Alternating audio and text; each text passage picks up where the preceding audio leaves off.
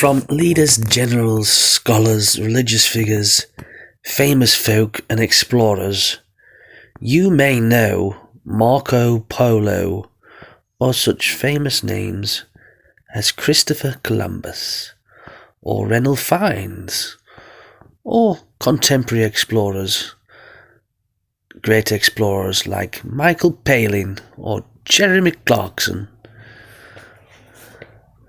But today's story is about an ancient explorer in the times of old, whose name is Ibn Battuta. Ibn Battuta was from Berber descent. Berbers are nomad people that wander about in tents with goats in the deserts of Morocco, in the Atlas regions.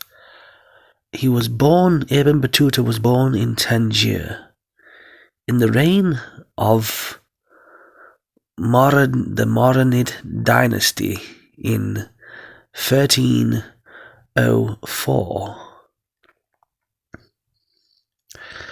The map that he would have had access to, what this old map that you can see now, that he would have had access to, was a map made by Muhammad al-Idrisi in 1154. Our famous explorer, who we are talking about his adventures today, and where he possibly did travel to, as it's recorded, his family, Ibn Battuta, were Islamic legal scholars of Lu'ata Berber tribe. Ibn Battuta, when he was a young boy, would have studied at a Sunni Maliki school, and he was offered a job as a religious judge, but he said basically, screw that, it's too much responsibility. He doesn't want to be responsible for people's lives. So basically he got this desire, this burning desire, and he basically said, I need to leave. I need some excuse. I need to travel the world. I need to travel the world. Oh, I need to travel the world. So basically, at 21 years old, our man from Morocco saw himself in Mecca. In his mind, he heard the sights and the sounds and the people walking around Mecca and all the footsteps and all the people praying and Allahu Akbar and all that stuff, and feeling the heat.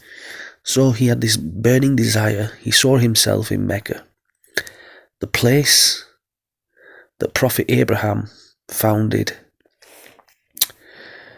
So at 21 years old, this lad that we're talking about, this traveller, great traveller, one famous traveller that travelled a lot, Ibn Battuta, at 21 years old, he set out for pilgrimage to Mecca, because in them days it was normal for pilgrimage. In them days it was normal for everybody to walk by foot to Arabia, to Mecca, because they didn't have cars, and most people didn't own horses or camels. So majority of people, everyone from your school and tribes and places, from Spain, from south of Spain, all across Africa, they would have walked across Africa on foot through Jerusalem or Syria, down into Arabia, down to Mecca. They would have done that walk at least once in their life, which is it's a fair walk, isn't it? And people don't walk enough nowadays, do they? Everyone wants to go in their car or flying mobile. So back in them days, everyone used to walk by foot to Mecca. Not the Mecca Bingo Hall. Not Mecca Bingo. A lot of people now walk to Mecca Bingo, and that's as far as they seem to get. But we seem to be getting further now. So basically, he was from Morocco, and when he was 21, he set off. He said to his mum and dad, "Right, I'm going on my own for pilgrimage." So his mum and dad said, "Right, good luck, good boy, off you pop. Bring us back some milk and a packet of crisps on your way back, son. Camel. Tow." Yeah, when he could travel by camel or get towed by camel, that would be alright, but typically he would walk. Everyone would walk in them days, typically. You see, only the very wealthy people had a horse or a camel. So basically, from Morocco right here, all the way to Mecca in Arabia, typically take this excursion, you would typically take, if you want to book such an excursion, 16 months to walk it there and back. Yep, but our lad, Ibn Battuta, he didn't return to his birthplace right here for 24 years of non-stop travelling. So he didn't just go for 16 months there and back on foot. No, he decided just to go for 24 years of non-stop travelling. Because it says right here in these chronicles, swayed by an overmastering. I'll read from his chronicles that he wrote down. Swayed by an overmastering impulse within me, and a desire long cherished in my bosom to visit these illustrious sanctuaries. So I braced my resolution and quit my dear ones, female, and male, and forsaked my home, as birds forsake their nest. My parents, Ibn Battuta says that his parents, being yet in the bonds of life, it weighed sorely upon him to part from them, and both they and Ibn Battuta were afflicted with sorrow at this separation. That's his words. So basically, he's writing, because he does write about his travels, and even a more famous traveller is Gulliver. But this is Ibn Battuta's travels around the world. Firstly, travelling by land. So he's leaving his hometown of Morocco at 20 years young, travelling by foot, walking across northern Africa on the warm, sandy banks of the Mediterranean Sea coastline. As you look out, you can see the swell and the swash of the Mediterranean light blue sea. And he made his way through Tlemcen, then to Bijaya,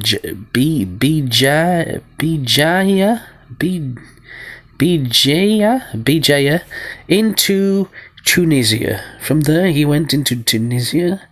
Here in Tunisia he rested for a couple of months to soak up the action and the nightlife and the sun, continuing forwards into Alexandretta in spring of 1326, where it is said he made a friend. He made friend with two noteworthy men who energetically pulled for him. These men that he met in Alexandria, they spurred him on.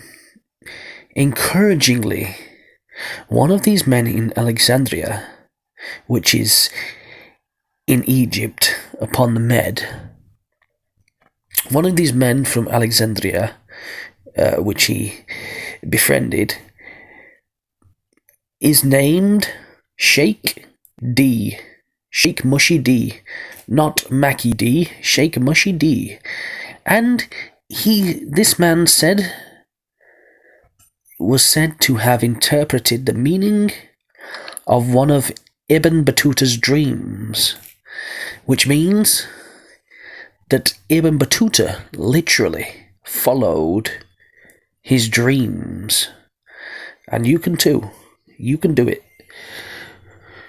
So, bigging him up, confirming this man, Mushy D, Sheikh Mushy D, confirmed that Ibn Battuta's dreams meant something good.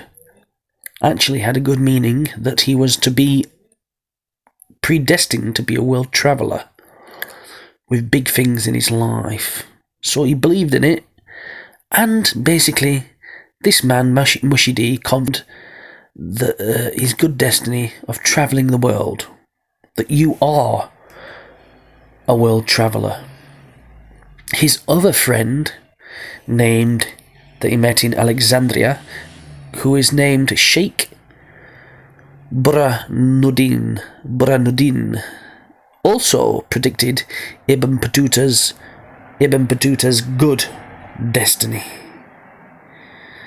Believe you have received good destiny as a world traveller, which wasn't hard. So this man called Burhanuddin told him to do me a favour. He said, Ibn Battuta, my friend, I just want a small favour from you, son. My name's Burhanuddin, and I live here the guy said in Alexandria. My name's Burhanuddin. I hear you're a traveller, mate, so do us a small favour. You must visit my brother, Farid Uddin, in India. In India. It's only across the sea over there somewhere. In India. And there's not a lot of people in India. I'm sure you'll find each other and connect in all ways.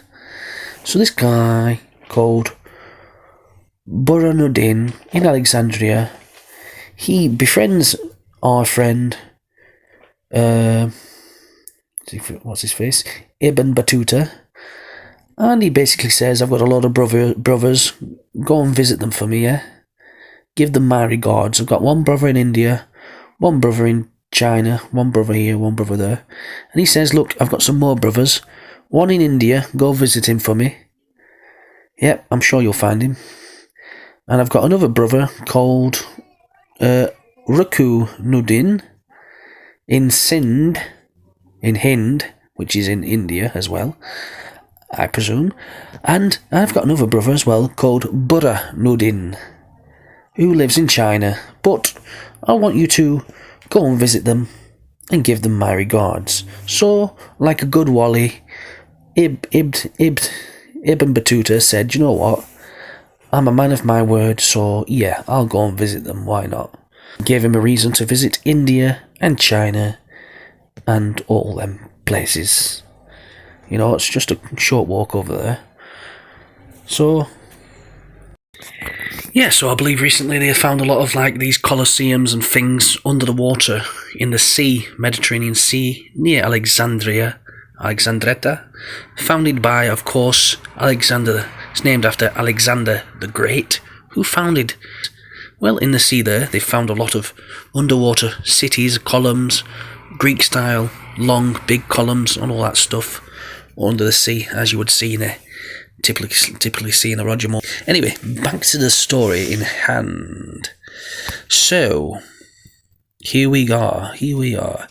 So, Ibn Battuta, exploring Alexandria, he had a good look around. Then he walked to Cairo, in Egypt, staying for a month.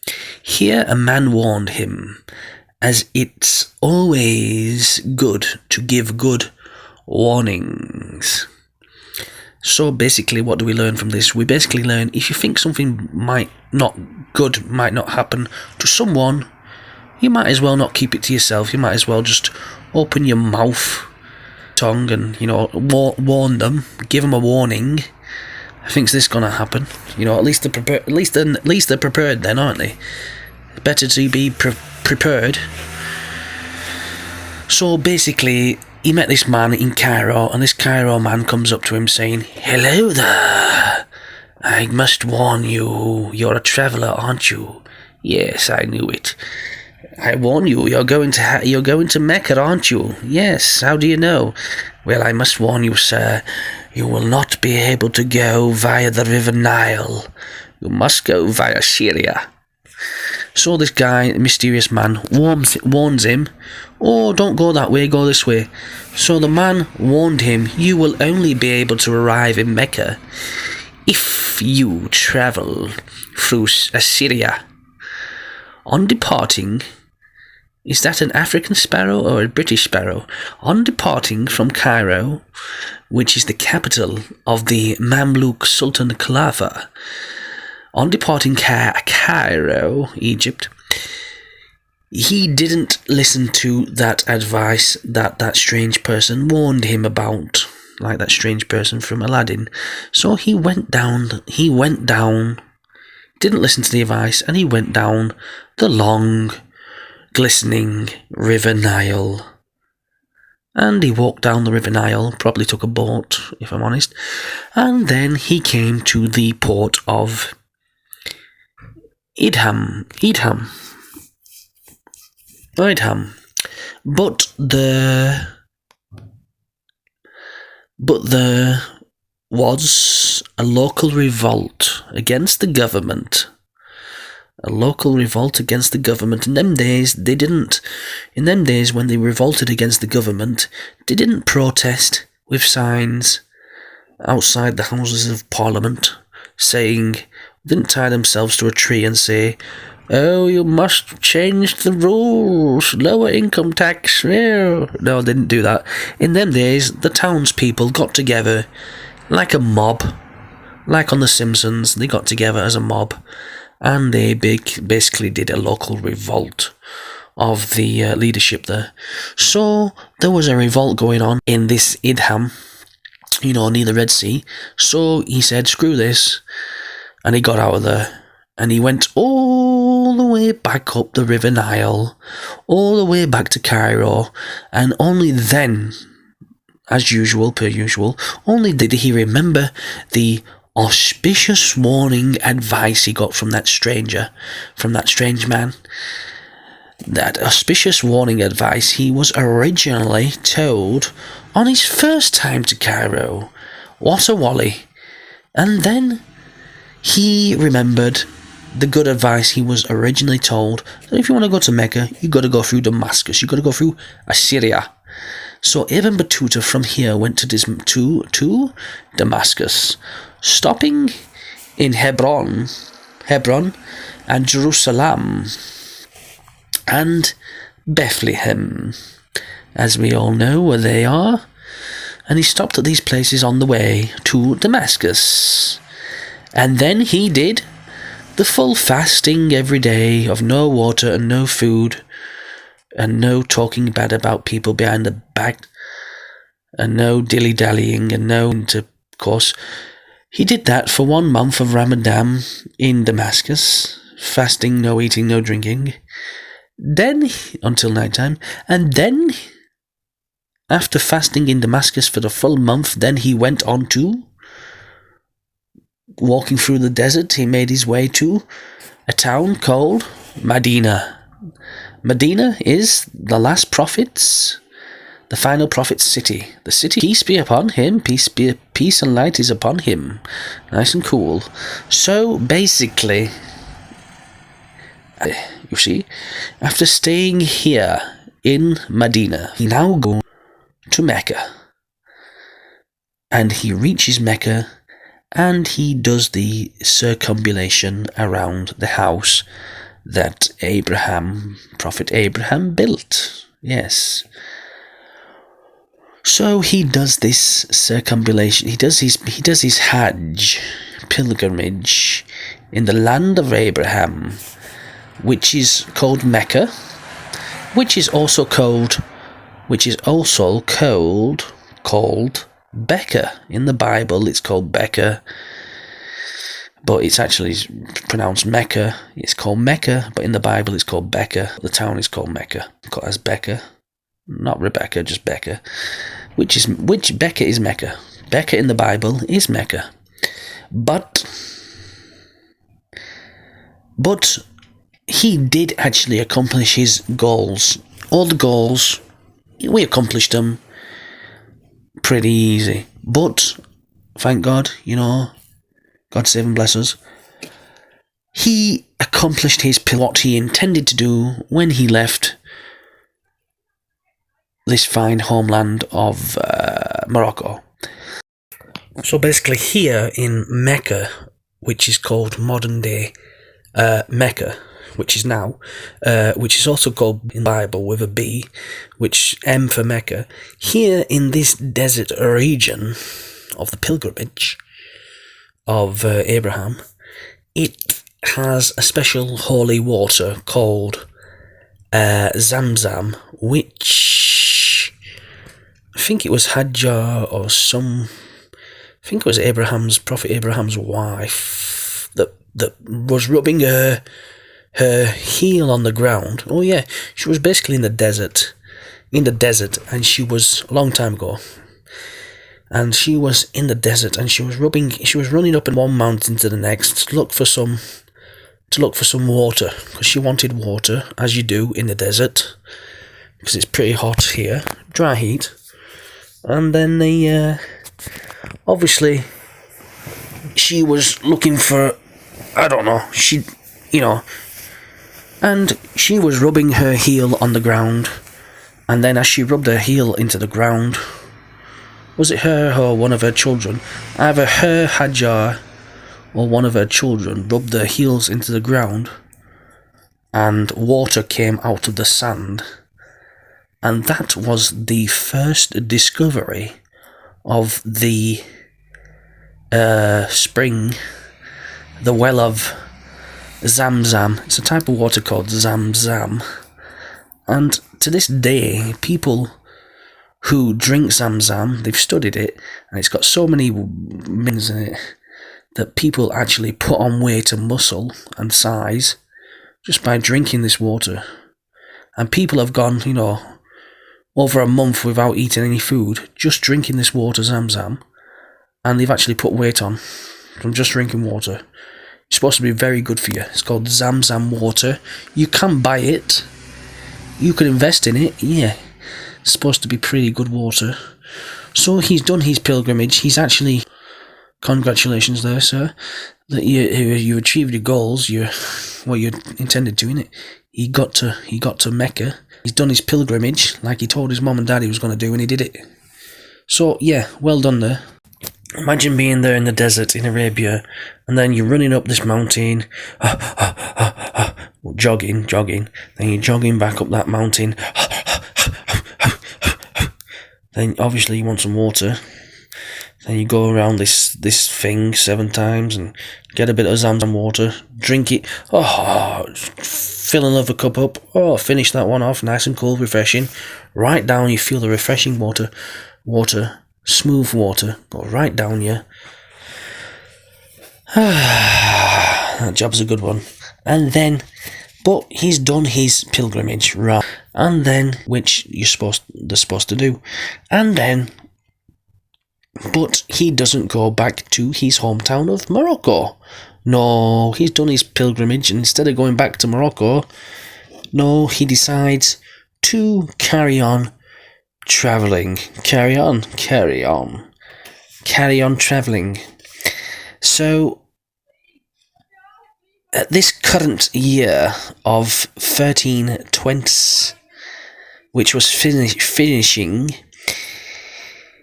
he did one and went off with some fellow pilgrims. With some fellow pilgrims. To who were passing through. So he's basically left Mecca. After he's done the pilgrimage, he's found some pilgrims, and he's made friends with them, got chatting to them, and basically they said, alright, let's go to Najaf. So they basically said to him, he might have been going home to Morocco, but they've said to him, come on, friend, let's go to this Najaf. You don't want to go home yet, let's go to Najaf to visit the cousin of the final prophet. So he said, alright then, let me go in the opposite direction from my house, let's go to Najaf. So they set off, him and his new pilgrim friends. After the Hajj, they set off to Najaf, which is in Iraq, to visit the mausoleum, the final resting place of the worldly life of the cousin of the last final prophet.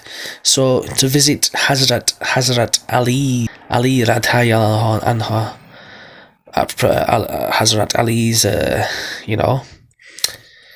to visit him. So basically, they managed to walk all the way to Najaf, which is Iraq, and they visit the resting place of the cousin of the last prophet. They visit Hazarat Ali's, peace be upon him, resting place. But did you know, you may have heard this, who is Hazarat Ali? Hazarat Ali, quite a lot of men and women around the world are called Ali, like Muhammad Ali. But where does this name Ali come from? Well, the name Ali comes from the man who was the cousin of the last prophet. His name was quite a slim guy, and he had muscle on him, but of course he was quite slim. And one story, I'll just allude to one story I know about him that has been narrated unto me, which is that there was a battle in the time of the prophet and that, apparently, or in the time of the life of Ali, the original Ali, the very first man to be called. He was quite a slim guy, and he was in a battle, and these opposition who they were fighting against, they were hiding in a castle, and all the people at that time on Ali's side were ramming the castle, massive, thick wooden, super thick, huge wooden castle doors, obviously bolted with a large oak beam of wood, or large piece of wood, you know how a castle doors are sealed and closed. And all the people grabbed a big tree, massive tree, and a load of people held onto the tree, and they rammed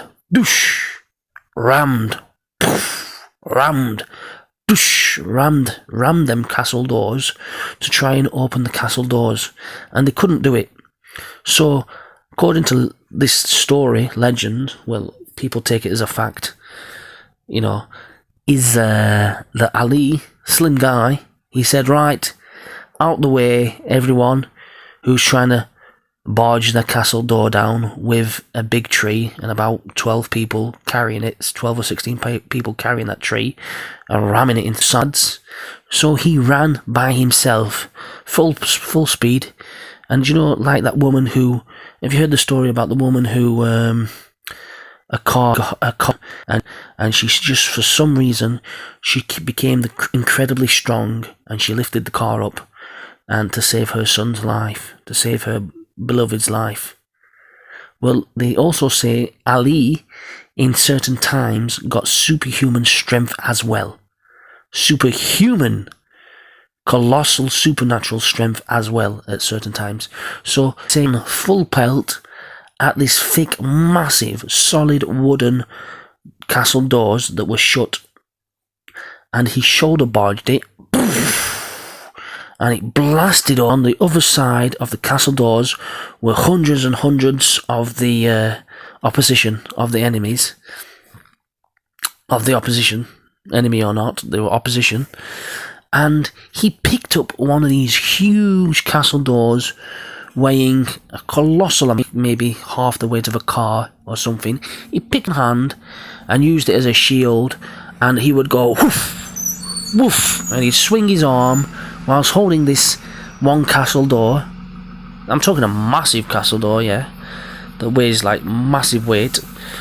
And he swung that around, and they said when he swung that castle door in one arm, he would knock 10 of the opponents and send them flying 10 at a time. He'd go doosh with the castle door and send 10 of the opposition flying through the castle as he'd hit 10 men at once with his castle door that he used as a shield on his arm. So that's just one illustrious story there about Hazarat Ali, who got supernatural strength at certain times. So there you go. But anyway, Ibn Battuta and his fellow pilgrims, they went to visit the grave of Hazarat Ali, peace be upon him, and they noticed also that next to Hazarat Ali is the body of the original first person Prophet Adam, the very first man, the man that came from another world, another physical world, paradise, who was sent to this earth, which is a kind of physical earth as well. But apparently it's not so physical. It is physical, but apparently it's made of packets of light and atoms and protons and electrons, which is like a hologram type of proton, electron, atom system. A giant body there in Najaf of the first man ever, Prophet Adam, who was apparently a giant. And apparently in these countries of Iraq, you can go and visit the huge body of the guy who survived the flood, if you believe in that kind of thing. If you don't, fine, but you don't have to believe in these stories. You're entitled to believe what you want. No one can force you to believe something else. So if you don't believe in it, it's just for entertainment purposes only. So now that we've performed the successful pilgrimage, his friends, his new friends, are basically nice, good friends, good character, lovely friends, nice, kind, generous people. They've basically persuaded him, no need to go home just yet. What you going home for now? You might as well come with us to this other place. So obviously there is no Smithsonian museums in these countries, so in these countries it's quite common to go to a museum or to a place of burial or such, and to see a nice person or a nice skeleton 50 foot tall of a human being, which is common in them days. And they say that the tomb resting place of the first man, Prophet Adam, is about 50 foot long.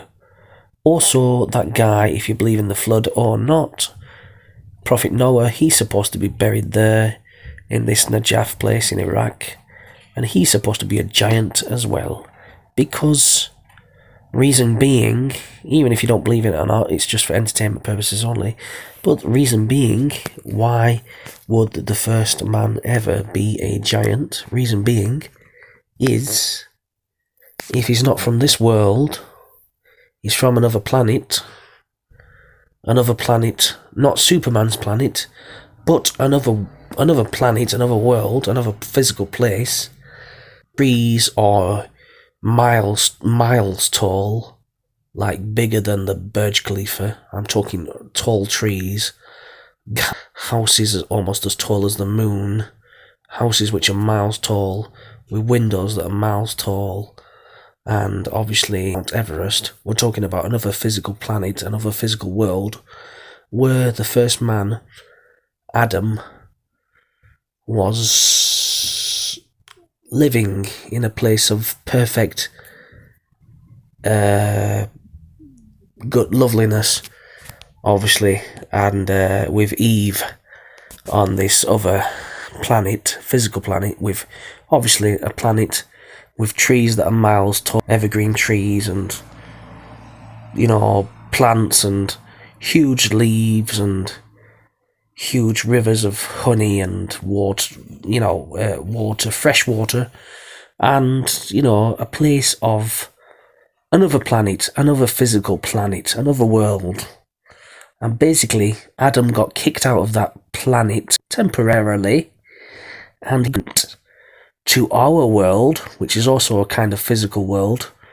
But here on our world, the trees were shorter, animals smaller, and our world was a small world. It's a small world. And here on this world, he was the first man to be delivered to this world, according to the legend, which you can find in Islam and the Bible and other scriptures and megaliths and such. And he was a giant, because he came from a different world where all the trees and things were much bigger. And when he came to this world, the trees and things were quite smaller. And the world was small. This world is a totally different world, also a physical world, but a smaller world. And he was sent to this smaller world for I am everything easy. So he was sent to this world. Apparently he was the first man. He was also sent with the first woman, Eve. And this story of the talking snake. If you don't believe that, if you do believe that, that's fine.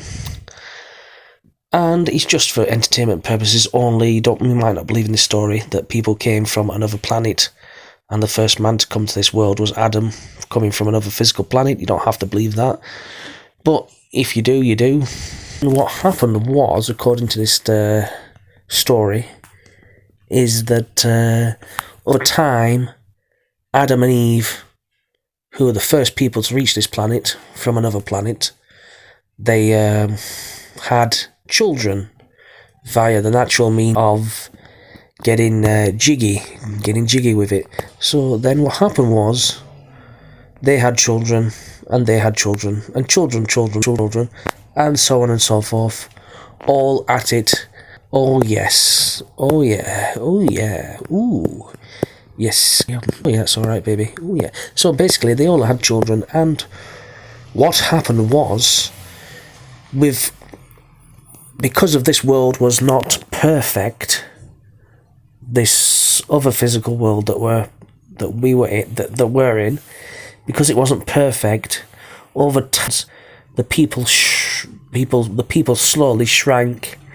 Some of the people slowly shrank from being 50 foot tall down to 40, down to 30 foot tall, and down to 20 foot tall, and down to 10 foot tall, and so on and so forth. So they also say the other giant that is buried in this Najaf, along with the giant body of Adam, is also the giant body of Prophet Noah, who was that guy in the flood, who built the very first boat. And apparently Noah, according to the story, which you may or not believe in the flood, you may or may not believe in it, and I'm not saying you have to believe in it, I'm not saying do or don't, it's just for entertainment purposes only. This is what, So basically this giant Noah, he was also a giant, because he lived in the olden days, and he was living in the desert, and in the middle of the desert, with no water about, he invented the very first boat. Obviously, I don't care what people believe. You're free to believe what you want to believe. It's free world, innit? However, what was the saying? Oh yeah, basically the Jews and the Christians and the Muslims, they all believed in this Adam and Eve story, and they all believed in the flood of Noah. They all believed that, this Ibn Batutta and his gang of people in them times, they only had flat earth maps in them times, because according to the science, that was the science of the day, you see. But who knows where they're getting this knowledge from. Anyway, what the thing was that, he believed in Noah, was Ibn Batutta and all his gang. They all believed that Noah was a person, and that God so loved the world that he decided to drown, send a flood of water to drown almost everyone on the world, because only Noah and a certain few people, certain minority people, would only worship the one unlimited power. But all the rest of the people said, we don't believe that. We don't believe in one God or whatever. Or we don't want to worship we don't want to pray to just to one unlimited being without partner. So God, the most merciful, decided in his ultimate mercy to just drown them all. Yep, that's lovely. Anyway, that's off topic. To the topic of why did Ibn Battuta and his friends, why did Ibn Battuta not go back to Morocco?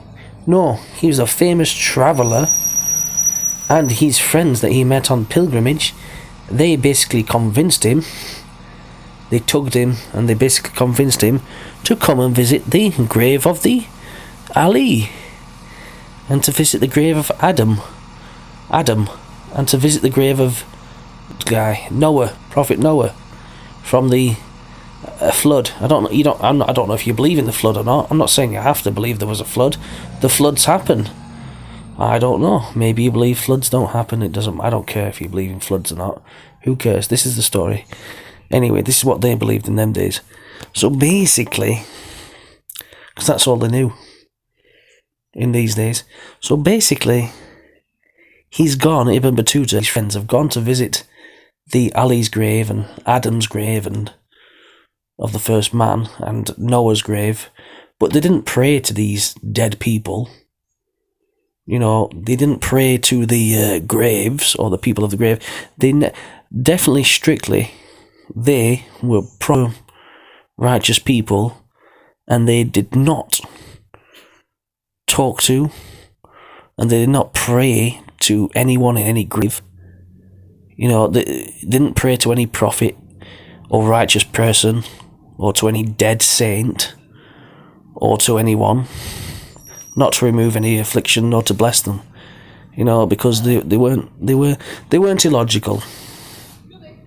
Yeah, that's right. Yep, you're good enough for what you want. But enough about that. We've gone a little bit off topic, so we're back to Ibn Battuta, the guy who travelled the world. Now you're going to hear a little excerpt about Ibn Battuta from a scholar, and it's just quite funny, I think. Anyway. Standard medieval interpretation of Ya'juj and Ma'juj is the following. This is what you find in Ibn Kathir. You find it in the tafsir literature of As-Samarqandi and of Al-Tha'labi, and basically this is the mainstream interpretation for our classical and middle ages of Islam. Ever since the beginning of writing tafsir, let's say 300-400 Hijrah, up until pre-modernity, up until going to CE 1800s or whatnot. If you look at any book of tafsir, any book of history, the notion was the following. Ya'juj and Ma'juj are a bizarre, exotic tribe in the nether regions of the world that have been trapped by Dhul Qarnayn thousands of years ago, and they're still trapped to this day.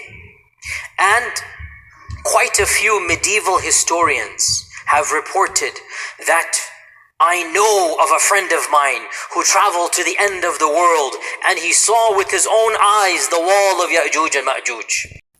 Ice wall or something?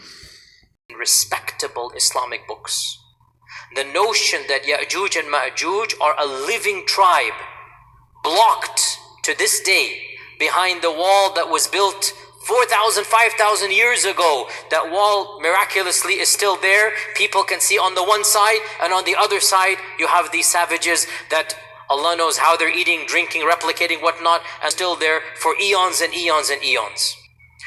This is the standard interpretation of our scholars of the tradition, not of the Quran and Sunnah. You understand what I'm going to get at, okay?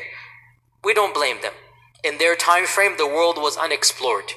In their time frame, nobody traveled the world. The reason why Marco Polo became famous and Ibn Battuta became famous was because they traveled half the world. That's it. And they became world famous because they did what nobody had done. They simply went from one side of the known civilized world to the other side, and they came back. Marco Polo to Naples, to Italy, or to Sicily, wherever he was. Naples or Italy, where was he? And Ibn Battuta to Tunisia, where he was from. So legends were very easy to believe these types of things. There is this nether region of, and you know, if you read, by the way, even Ibn Battuta, by the way, you find bizarre fables. You find belief in mermaids, and you find weird creatures and whatnot. This is what he believed. He really believed that there are races and aliens, or not aliens, but you get my point. This is the notion of his time. Marco Polo as well, he believes these types of things. So there you have it. Famous, world famous traveller, explorer, Ibn Battuta and Marco Polo, both saying that they saw mermaids and UFOs in their books of their travels.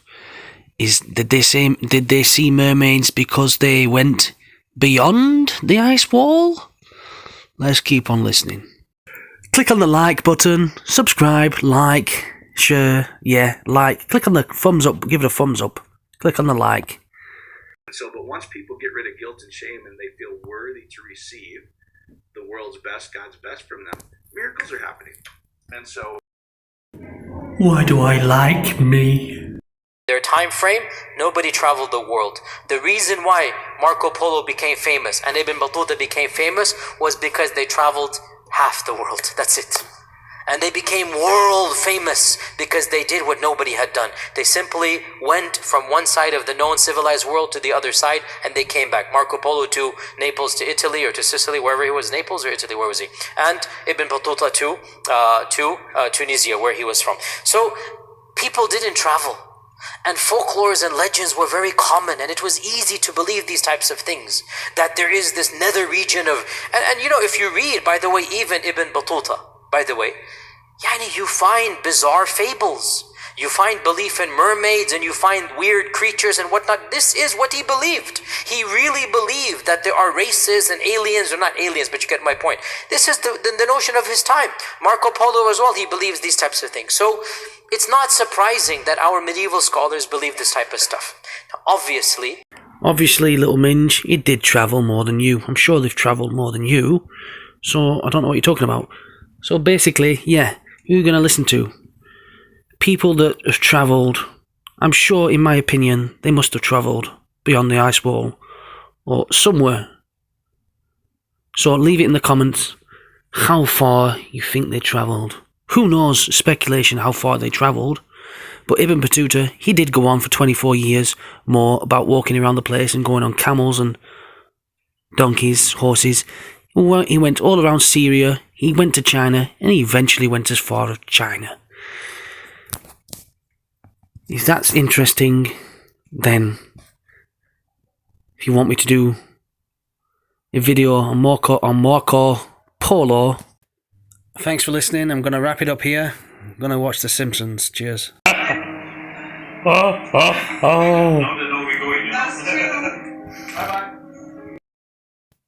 Monkey butler, no harm can touch her.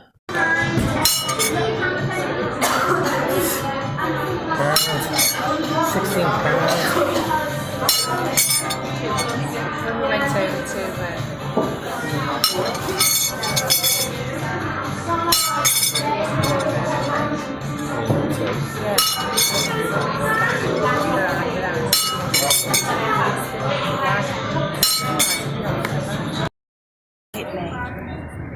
Gorgeous. It's like being in a garden of paradise.